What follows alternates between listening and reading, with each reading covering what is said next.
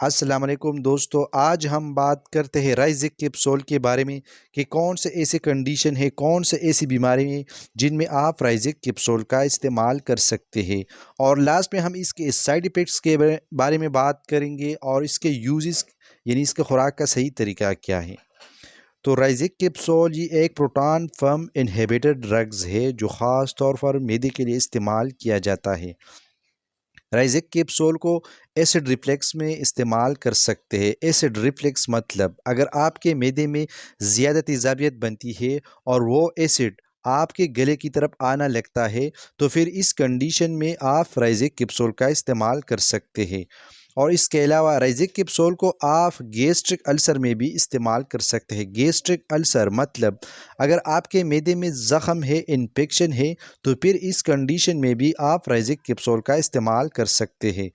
और इसके अलावा राइज़िक कैप्सूल को आप स्मॉल इंटेस्टाइनल इन्फेक्शन में भी इस्तेमाल कर सकते हैं। स्मॉल इंटेस्टाइनल इन्फेक्शन मतलब अगर आपके छोटे आंत में ज़ख़म है, तो इसको ख़त्म करने के लिए आप राइज़िक कैप्सूल का इस्तेमाल कर सकते हैं।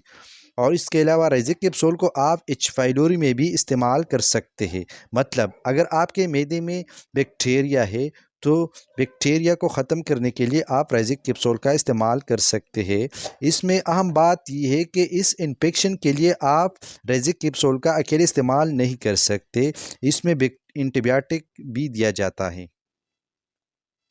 इसके अलावा राइज़िक कैप्सूल को आप डायस्पेप्सिया में भी इस्तेमाल कर सकते हैं। डायस्पेप्सिया मतलब अगर आपको बदहज़मी रहती है, तो इस कंडीशन में भी आप राइज़िक कैप्सूल का इस्तेमाल कर सकते हैं।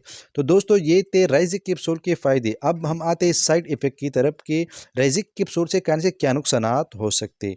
तो बेसिकली राइज़िक कैप्सूल ये एक ओमेप्राज़ोल ड्रग्स है। इसका साइड इफ़ेक्ट ख़ास तौर पर नहीं है, लेकिन जब आप ओवरडोज़ करते हैं तो आपको मतली हो तो सकती है और क्या हो सकती है। तो अब हम आते हैं यूजेस की तरफ। आप राइज़िक कैप्सूल का इस्तेमाल कैसे कर सकते हैं। तो राइज़िक कैप्सूल को एक गोली सुबह और एक शाम खाने से पहले इस्तेमाल कर सकते हैं आप।